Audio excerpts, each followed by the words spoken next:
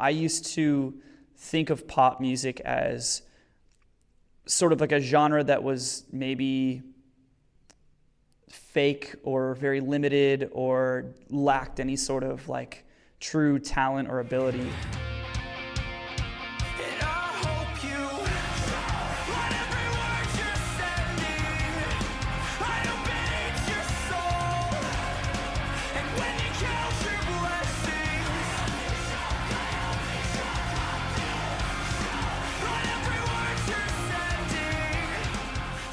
Thank you. Yeah, we're very, very pleased with how the record has been received so far, and all of the shows and everything, and the reception to the record has been really, really good.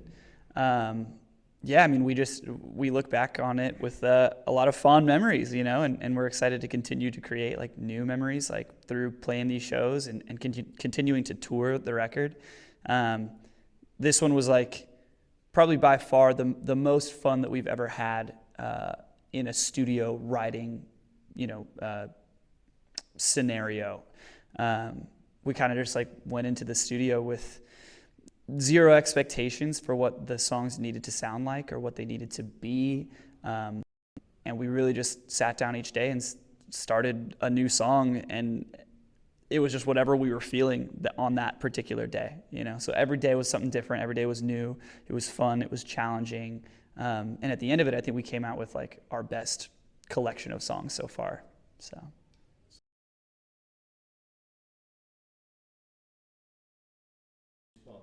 For the most part, yeah. We didn't really go into it with much planning, It was very organic. Somebody would have an idea, starting in the morning on one of the writing days, and we would just expand on an idea for the entire day. And a lot of those ideas ended up becoming, pivotal songs for the record. And other ideas sort of fizzled out and didn't become anything, and that was okay.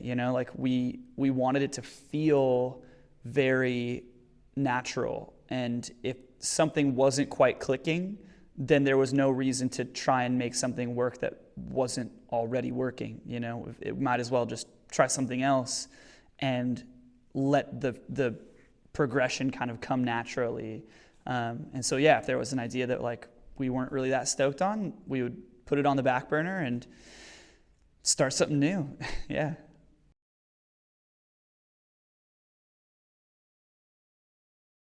Yeah, I mean, we were just kind of like listening to a bunch of different things that, artists and certain bands or whatever who maybe we've always been fans of, but have never necessarily considered like influences for our own music, right? So this time around, we decided to say like, hey, fuck it. Like we like what these bands do. We like what these musicians are doing, what these songwriters are doing. Why don't we try to incorporate some of that into what we do as a band? And again, just see what works, throwing a bunch of shit at the wall and seeing what sticks. So, yeah, I mean, we kind of just felt it out each day and decided to be like, what has been inspiring me lately, And one of the bands that kept coming up was the Gorillaz, was the Strokes, was even artists like fucking Justin Bieber, and very much like stuff in the pop world as well. So yeah, I mean, we kind of wanted the challenge of being able to do something that was unorthodox for what you would expect a movement's record to be influenced by.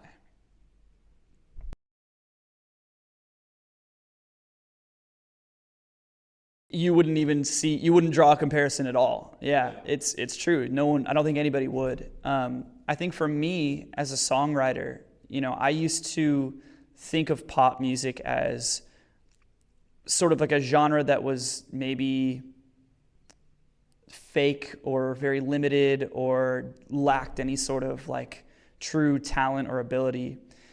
And the more that I've gotten older and the more that I've gotten involved in the music world and into songwriting, I've started to realize that there's actually something very, very significant to be said about pop songwriters who are able to kind of create these worldwide hits. It actually takes a lot more effort and a lot more talent than I think most people realize.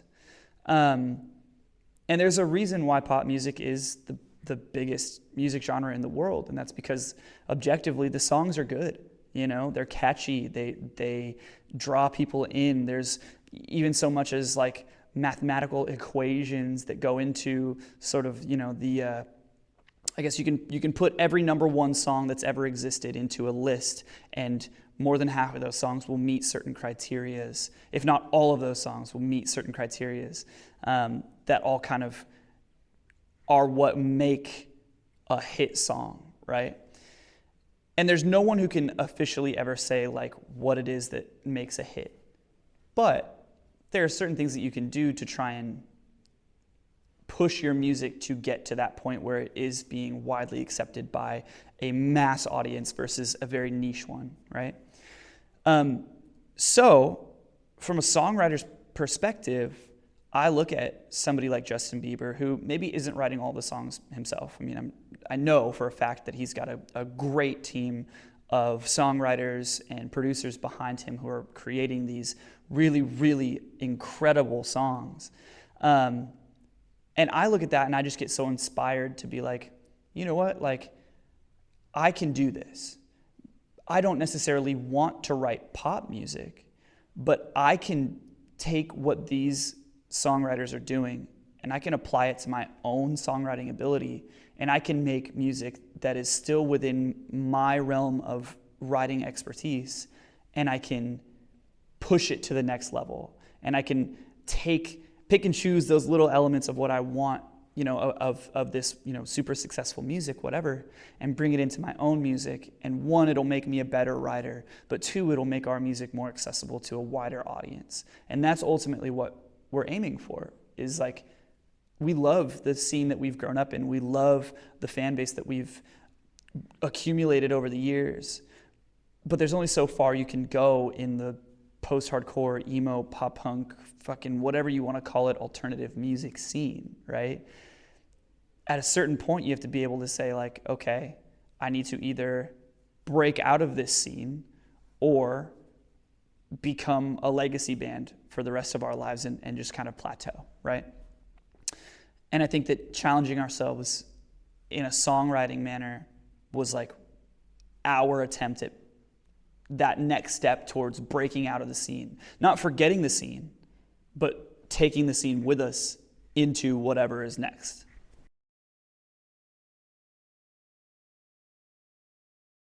Yeah, I mean, to be fair, I don't know that we're trying to elevate the entirety of the scene, right? I still love so many of the bands that kind of live in a very niche pocket, right?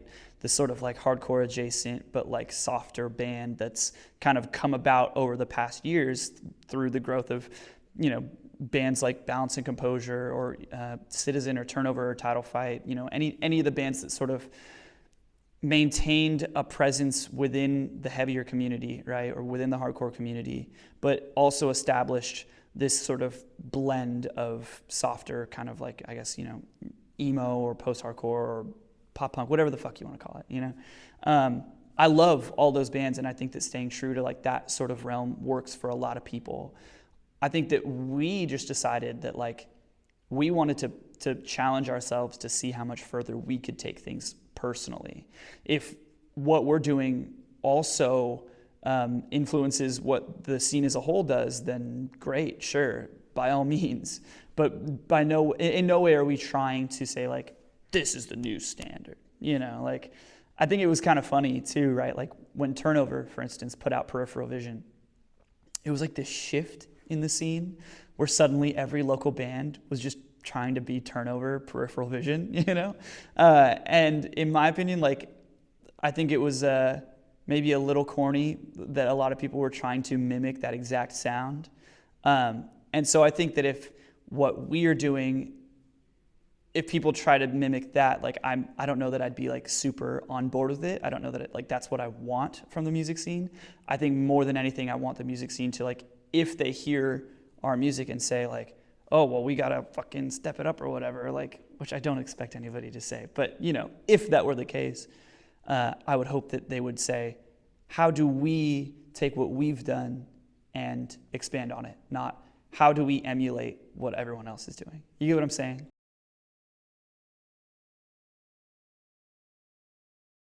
It actually was at over 1 million for probably like 5 or 6 months. It's started to taper off now that there's less going on. We're not as actively putting out new music. You know, we had been putting out a single every month for like 5 months leading up to the record, and that really boosted those numbers. But yeah, for a while there, it was over 1 million, and that was like unbelievable. Like I don't think any of us were ever expecting our music to reach that many people. You know what I mean?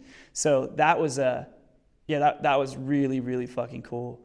But yeah, I think now we're still hanging out in around that 900,000 range. That's a win, if you ask me. I mean, we've never had that many consistently. That's incredible. That's a small European country listening to your music. I know. Yeah. Sometimes I like to think about like, if for whatever reason we could get all 900,000 of those people in one place at one time, it would be the biggest show fucking ever. It'd be insane.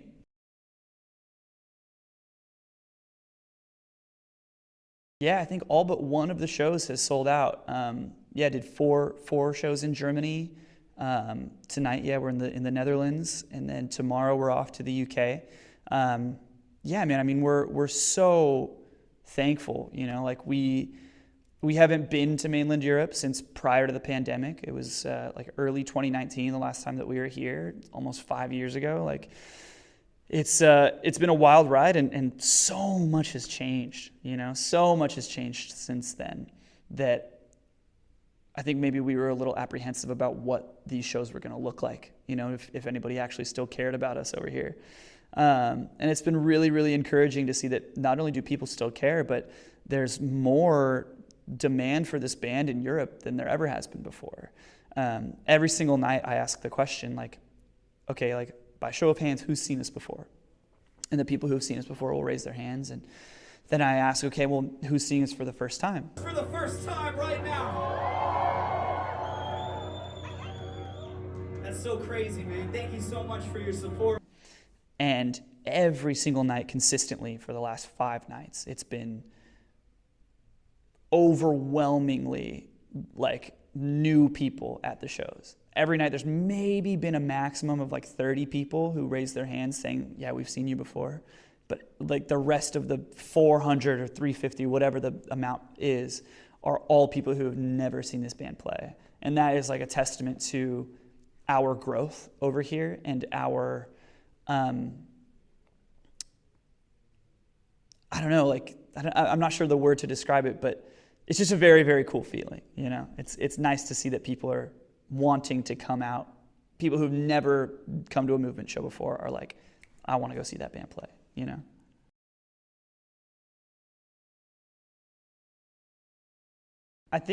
I hope You Choke is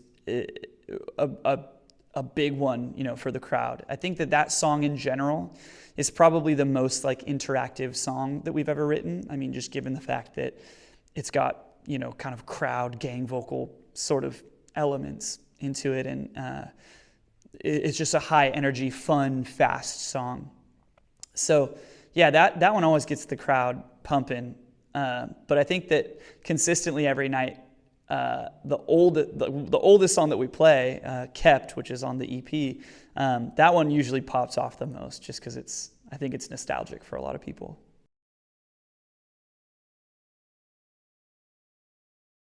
Oh man, I guess just thanks for listening to the music. You know, it's really cool that we get to do this for a living, and that people care enough and want to continue to support the band. I think it's extremely important that we continue to support live music in whatever capacity that may be. I think that it's amazing that even given the 2 years of lockdown that we had, you know, we're back at this. We're at it full swing, and shows are happening again, and live music is alive again. And I don't ever want to see that fail. you know, and for a moment there it got scary because I felt like, man, I don't know if we'll ever get to do this again. So I'm very, very grateful to be here, and I am just very thankful that that anybody cares to come see us. So if you're watching this, come to a show.